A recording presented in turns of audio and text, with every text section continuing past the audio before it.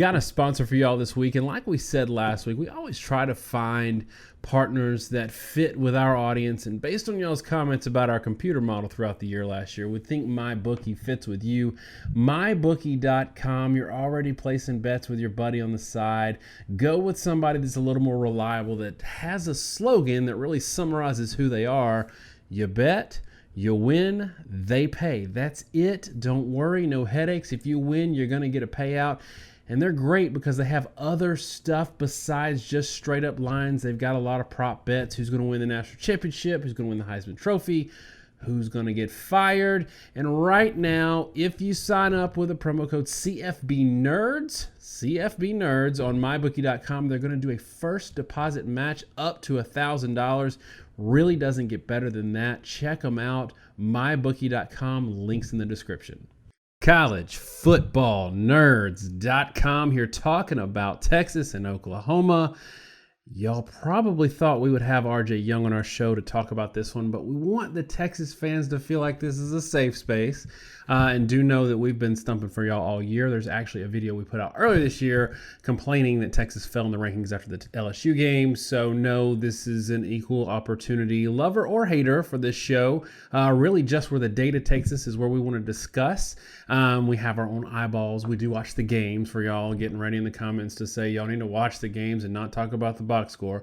We do that too. Want to remind you, please, the number one way to help us out on the channel is to like and subscribe. And in the comments below, your only homework for this week is to give us your score prediction. If you want to back it up with data, even better. All right, Josh, let's talk Texas. Let's talk Oklahoma.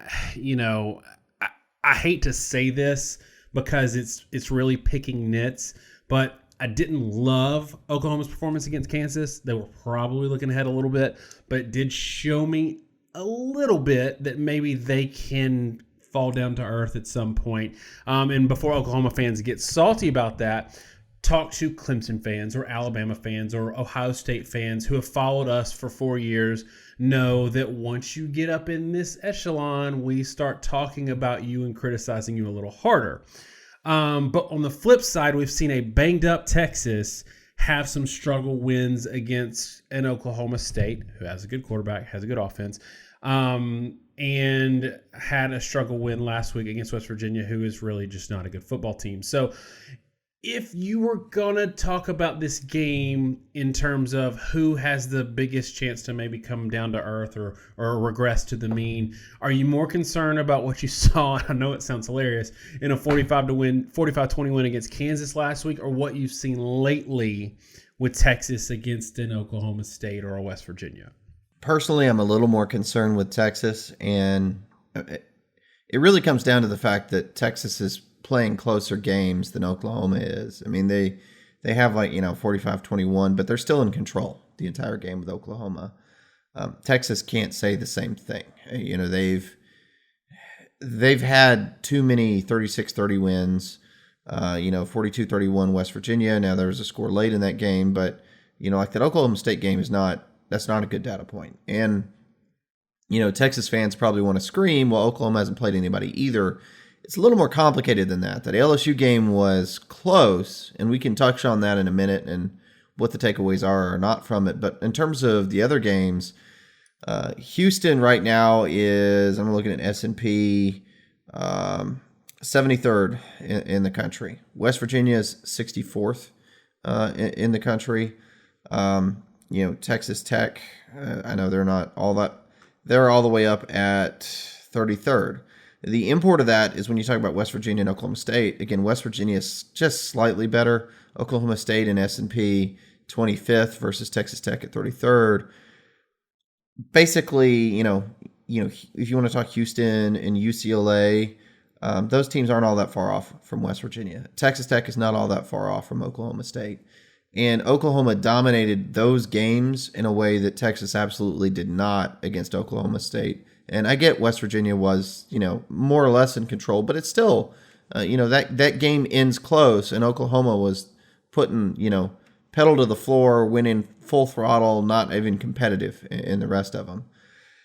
The one exception is the LSU game. I get that, but the fact that I don't have that mirror data point from Oklahoma Doesn't mean that Oklahoma would lose it. It just means I don't know. Whereas what I do know from Texas is they are better than these teams they've been playing the past few weeks, but they're not soul-crushingly better. Oklahoma has been soul-crushingly better against similar teams.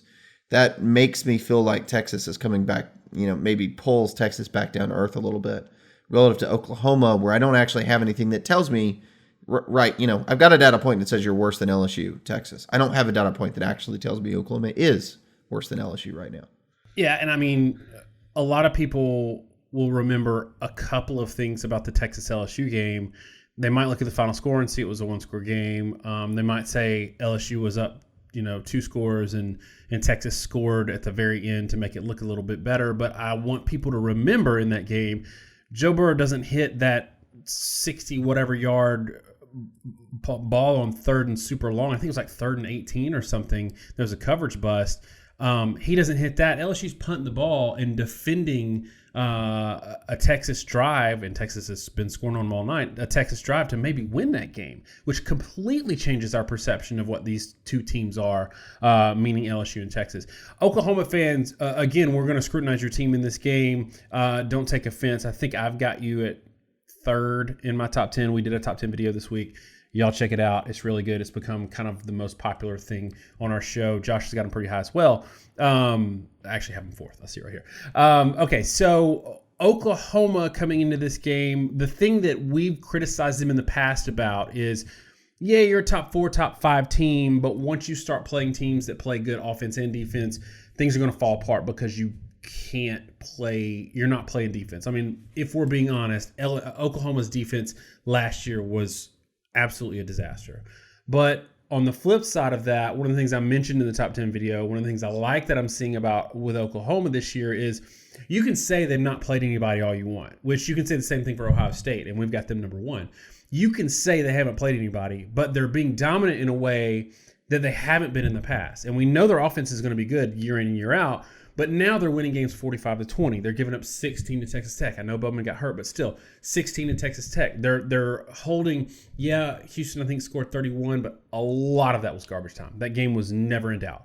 Whereas Oklahoma was struggling to get wins against crappy teams before, where they were putting up 45, 50 points, but giving up 35, 40 points. Is that something that you've seen this year, even though they haven't played the greatest competition, that's given you some confidence? Or are there some things lurking under the surface that maybe scare you about Oklahoma that people don't see? It's definitely something that's giving me confidence with Oklahoma. At the end of the day last year, our main concern wasn't that the offense wasn't good. I mean, for everybody, it was the defensive numbers, and more particularly, not just that the defense was bad, but you'd have a 48-47 Oklahoma State game, 51, and sure, fine, big game, good team, it was close, you pulled it away. 55-40 to Kansas, 51-46 to a Texas Tech game that wasn't that good last year. There were way too many games that were close because you couldn't put away, an Army. And it's not that they're frankly necessarily dominant defensively this year. It's that they're solidly good. I mean, they still give up 6 yards per play to Kansas. They still give up 6 yards per play to Houston. But those aren't the kind of numbers that are going to allow somebody to put up, a bad team put up 40 points on you. And, my one concern I will say with a lot of these teams like Houston is we went, 5.91 yards per play. Derek King, great quarterback. They must be really good. Defense has really turned a corner.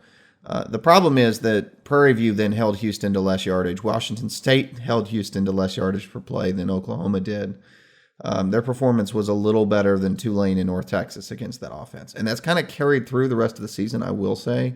The defensive rankings of their opponent, or offensive rankings of their opponents, Houston, UCLA, Texas Tech, Kansas, they're pretty abysmal, okay? And let's be real with that. Now, two sides of the coin. Against bad teams, they were still giving up 30 or 40 last year. Against bad teams, they're not giving up 30 or 40. They're giving up 17. They're still really bad teams. And Texas is not one of those. And it's going to be a very different challenge for Oklahoma's defense. And I'll be curious to see if this actually translates. So I'm encouraged by Oklahoma, but at the same time, I am skeptical because their competition has really been particularly bad on the offensive side of the ball. For me, so I gave you not so fast on Texas. I'll give you one for Oklahoma too. I mean, Houston's a good example. Yeah, Washington State held them to a lower yard per play, but that game was also in doubt. So their starters were in the fourth quarter. Oklahoma could have pulled their starters in the second quarter of that game against Houston, and I know that they did late in the game. For me, the thing that I'm saying I'm pretty high on their defense, at least relative to last year. And what have we always said about Oklahoma? Their offense is so good that they don't have to have a great defense. They just have to hold you to a field goal a couple of times where you would have gotten a touchdown, or they stop you from driving the field and holding the ball a couple of times. We saw that when they played Alabama last year. Alabama got up on them pretty heavy, but then Alabama had a couple of drives where things weren't going right, and boom, boom, touchdown. Oklahoma's seemingly back in it. Now imagine if you're even with Oklahoma, it's a 14-14 game in the second quarter, and you have a couple of stalled drives, you have a turnover, you have something. That offense is really like that. People always said Alabama's defense was like a boa constrictor. Their offense puts that pressure on teams because they know that they're going to score. So, but I will say I'm higher on the defense. For me, the concern is they're putting up offensive numbers, and I think Oklahoma fans are going to expect that this offense is not going to miss a beat. There's a potential that their offense is not as good as it has been in the past. I don't know it yet, but just as bad of offensive opponents they've faced, they've also faced bad defensive opponents. And I don't think, maybe you got some numbers for me, I don't think it's unprecedented for a Jalen Hurts-led team to put up monster numbers against bad teams, bad defenses, and then fall back to earth when they start playing some teams. Right. So we've talked about this a lot. Jalen Hurts' numbers this year are crazy good. Okay. I don't want to dispute that or say he's a bad quarterback or have that taken out of context. But what I want to clarify is that Jalen Hurts' numbers this year are not really as unprecedented as some people are making them out to be. In 2017, which is Jalen Hurts last year as a starter for Alabama, they opened the year Florida State, Fresno State, Colorado State, Vanderbilt, Ole Miss. Okay. Florida State, that was a 5-yard per play game. Florida State that year, they were not a good team in 2017, but particularly in the opener, that was a top 5 defensive unit. 5 yards per play wasn't shocking. Jalen Hurts had only 150 yards in the game. They still won 24-7. There were some turnovers. Alabama completely just strangled Florida State's offense, and they didn't really need to do much to move the ball. But in the next couple games, Fresno State, Colorado State, Ole Miss, 10.07 yards per play, 12.5 yards per play, 10.3 yards per play. He's done this before to open a season. And what we saw with Alabama, and the thing I kind of want to point out here is Vanderbilt that year had a pretty good defense. Now, Hurts barely played. He only had like 26 snaps, I think, in that game, and was about 5 yards per play. But even there was this juxtaposition, right, of 10 to 13 yards per play against teams that had below average defenses, and then 4 to 7 yards per play against good defenses. And then at the end of the year, he ended up 4 to 7 yards per play again. So that's why we're so skeptical with him. He has opened the season and put up numbers like this before with Alabama. And in the middle of a stretch run where he's putting up 10, 13, 14 yards per play, he'd play a Florida State and put up 4.5. So I think Jalen Hurts has improved. I think the scheme is going to keep him a lot more consistent with high yardage than Alabama, which I think in many ways put a lot more on him, where he's being allowed to manage the game a lot more at Oklahoma. And that's not a bad word. That just means that you're doing a better job of leveraging the other skill players you have, the great offensive line you have, letting Jalen Hurts let them do the work when appropriate. So if people are keying on him, somebody else gets the ball and capitalizes.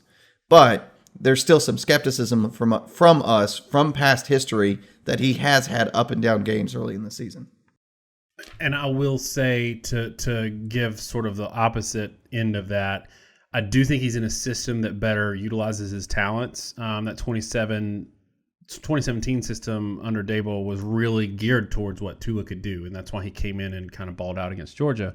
I think combined with not only Jalen improved as a quarterback, he did flourish a little bit, a good bit under Danny Enos, and now is flourishing in this system. He's surrounded by great talent at wide receiver, but really that running game. And this is something that we should talk about where in terms of how Oklahoma is going, if Texas is saying, look, we've already played a great offense this year. We kind of know what we can expect. We can go toe-to-toe with them. Tell me if I'm right here, where Texas, when they faced LSU, saw Joe Burrow putting up, I think, like 440 yards or something like that. They're going to see the opposite with Oklahoma. Yes, they're going to throw the ball, but they're going to see a lot of running. And not only do they have an elite runner in Jalen Hurts, but they got some dudes at running back. And it's going to be a completely different game plan that I don't know. I don't know that Texas is really prepared to stop an offensive attack that's totally different from the one they saw in LSU that they couldn't stop. I think there's a lot of truth to that. So LSU in the season, they're a 4.2 yard per carry team, and most of that yardage comes from the Vanderbilt game where that's the only one they broke 5 yards per carry. Vanderbilt this year in particular, they're an implosion, particularly defensively. But Georgia Southern, they were actually only 3.7 yards per carry. Texas, 3.5. Northwestern State, they were 3.5. Utah State, they really dedicated to the run game. They got 4.9. So at no point has LSU really been able to run the ball successfully this year. And that 3.5 yard per carry allowed by Texas in that game seems really good, and it did at the time. But like we flagged in our preview for that game, LSU has not been overly good running the ball. And LSU fans all hated us for saying that. But, it's just a historical statistical fact. They haven't been highly ranked. They are not highly ranked right now. That performance was, again, good, but no different than Georgia Southern or Northwestern State. And when you look at a lot of the rest of the opponents that Texas has faced, there's a couple clunkers in there. West Virginia is running the ball for 3.75 yards per play right now. They're not a good running team. I already talked about LSU. Rice is 3.3 yards per carry. La Tech, 4.4 yards per carry. The one real exception here is Oklahoma State, who's a 6 yard per carry team. But, sort of unpacking that, against Texas, they were still a 4 yard per carry team. And then most of their yardage has been Kansas State and Tulsa. I mean, Texas Tech held them to less. McNeese State held them to less than Texas did. So it's hard to judge Texas's run defense because their opponents have been very up and down. I don't know that any of them have been an overly consistent rushing attack. Whereas, turning the coin here and looking at Oklahoma, Oklahoma's legit. 10 yards per carry against Houston, 8 yards per carry against South Dakota, 7.5, 6.7, 7.2. These are elite numbers. And I think everybody's focused on Jalen Hurts in that offense. But Oklahoma is number one in the country in yard per carry average. And they're not just number one. It's 7.8 yard per carry. They are a full yard ahead of Georgia, who's number 3. That's a lot. The gap between them and Georgia is like the gap between Georgia and Baylor. They're dominant. And I think a lot of what we've seen from Oklahoma and a lot of my long-term skepticism is what are they going to look like when they face a team? Because in college football, really, really good defenses, if they want to, can shut down the run. And you see that in the NFL. It's why NFL's passing league. Elite defenses can shut down the run if they choose to devote themselves to it. How does it affect their offense? The question is, how good is Texas's defense statistically? Right. And are they able to really get to the point of doing that? Because if Oklahoma's at 6 yards per carry, that still means you're very consistently running the ball on the ground, which means, and especially if Texas is having to overcompensate for that. And it doesn't help the fact that Texas has, a massive string of injuries right now defensively that may make them more susceptible to that kind of a game plan. Yeah, and that was going to be my point. I think sometimes we conflate talking about Oklahoma or some of these teams as a playoff team, what's going to happen when they get in the playoffs versus the context of this game. And I don't think this is the same Texas defense as last year, partly because of the players they lost, partly because of injury. And so we're talking about Oklahoma like, okay, what happens when they face a really good defense and fall back to earth? But that may not even be in this game. Texas defense may just be who they are right now for whatever reason, and it's just not a great defense. So some of what we're talking about in terms of Oklahoma's offensive production may not even matter as it relates to Texas. So let's see what the model says. Go real quick on the model. We're running over on this one, but real quick on the model, and go ahead and give me your score prediction. Yeah, I'll make to make the quick point, talking about injuries, the 4 or 5 leading tacklers at the defensive back position are all questionable or out for this game, right? Caden Stearns in the alley is the guy that really should have been the antidote, maybe with BJ Foster. You'll probably get Foster back. You're probably not going to have Stearns back. I mean, that's a real significant thing that may make this game unrepresentative of what Texas will be at the end of the year. But as far as the model is concerned, again, a lot of you guys have seen it before. Per play stats, we look at how you did against your opponents, how they did against everybody else. Get a guesstimate of where you're going to be at in this game, and then we look at each team individually to see, based on your past history, how has your scoring scaled based off the position that you're put in by your opponent and how things have worked out. That does loosely take into account things like turnovers and special teams, to the extent that those things are predictable events. And quite frankly, by the way, they're not predictable events. But looking at the model, the first intermediary statistic is percentages of opponent averages allowed. Oklahoma's at 91% run, 98% pass. Those are not great numbers, but they're solid. I say 90 to 95% is passable against the run. I'd like to see both numbers below 95%. Everybody right now has some stats padded against a McNeese State. So if you hold somebody to their average, you're probably holding them to their average, like we talked about with Texas.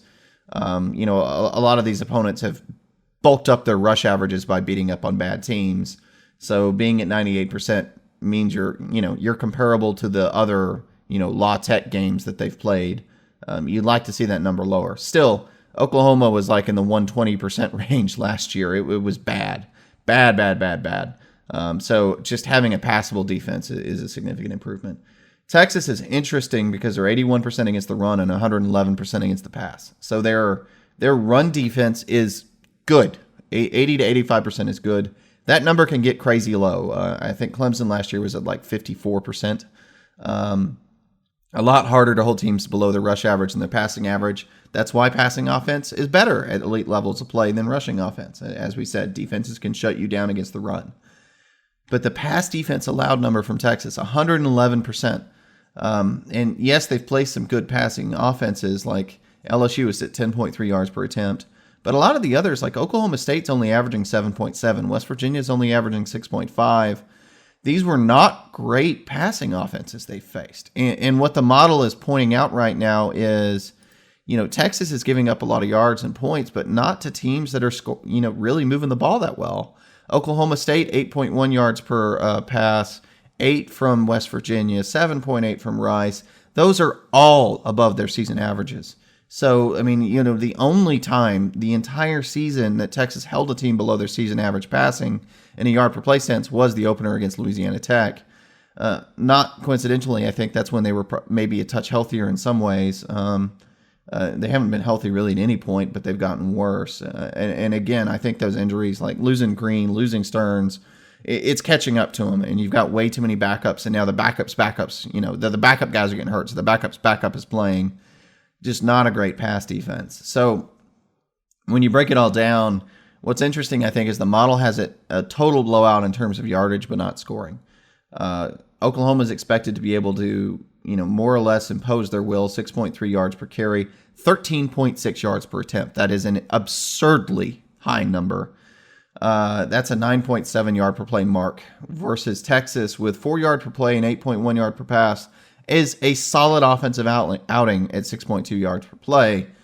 The problem with these two teams really is Texas is getting really good scoring despite not having high yardage. They'll have 7 yards per play, and they'll score 30 to 50 points in a game. 42 points against West Virginia at 5.2 yards per play is pretty crazy. So the model has it 49-41, and essentially it's saying Oklahoma, sorry, I start to say LSU because it's on my screen everywhere, but Oklahoma is capping themselves kind of at 40 to 50 points. Texas is managing to score in the every game, 35 to 50 point range, even though they're at 5 to 7 yards per play. A perfect example of why the model looks at things differently. Oklahoma is getting very different production. If Texas had 11 yards per play, they'd probably score 80 points. So I don't know if it's quite that close, but it's 49-41 despite a massive, massive yardage differential. And what's your score prediction? Yeah, my score prediction in this game, I don't think it's going to get all the way up to 49-41. I think Texas's defense is a little better than that. I think Oklahoma's defense is a little better than that. So I have it, I'll say 31-41 Oklahoma. I do think Oklahoma's defense is going to show that they're not perfect. And I think more than anything, Texas's offense is quite good. But at the end of the day, I just think with the pass defense being what it is for Texas right now, I don't think they're going to do enough to slow down Oklahoma. I'm a little skeptical still. Is Oklahoma going to scale down? Because Texas is still big and physical. I might even, to be frank with you, I might even be touching on this could be an upset kind of game if Texas was healthier. But they're not. So I'm saying 41-31, and the line's 10 points, so I'm kind of cheating. Okay, I'll go 42-31 if you want to put it that way and put me above the spread. I think Oklahoma covers, but I do think it's a 10-point game, and apparently that's right at the line. You're playing Price is Right with your prediction. We're right in line. I've got 44-31, and it's a lot because of those injuries and because of just in general what I've seen from the Texas defense this year. I do think Oklahoma's offensive attack is going to be different from LSU's, but it's going to be impactful in the same way. Oklahoma fans are probably wanting to hear how great they are and how they're going to just stomp Texas, and they probably bristle at you saying that you might even pick an upset if Texas was super healthy. But Oklahoma fans need to keep in mind that we've been really high on Texas all year. So if Oklahoma beats, I got Oklahoma at 4th right now and Texas unranked. If Texas, banged up Texas, plays to the score of 42-31 that you have picked, I'm not dropping OU, and I'm probably bringing Texas back into my top 10. So from that standpoint, I think Oklahoma fans need to realize, like, this is a huge game. We both think that Oklahoma wins. We're not saying anything bad about Oklahoma. Like, if this game goes the way we think it is, that doesn't mean in any way we don't think you could beat an Ohio State. Like, I still think there's a game there. Unlike last year, where I really didn't think Oklahoma could compete because of that defense. I think they could compete with anybody. Anything else on this game before we wrap it up? No, the short version, I had Oklahoma 3 and Texas 8. I think this game, Oklahoma has a serious edge. I'll be curious to see how Texas does the rest of the season. And if these guys end up being 1-2 in a championship game scenario, I think this could be a very different game regardless of how it goes this weekend. Texas is too banged up. Oklahoma hasn't really been tested yet. We may get a weird result here. I don't think so. But I think we'll get maybe a much more competitive game in the conference championship game if that happens. All right, Al, that's our preview of Texas and Oklahoma. Big game. And again, thanks so much for not only being a part of this channel, watching the videos, but Texas fans and Oklahoma fans, y'all are really killing it for us on Twitter. It's a huge, boon for us this year, has been just engaging with y'all. So we really appreciate it. Remember, like and subscribe if you haven't already. Thanks so much, y'all. Have a great week, and God bless.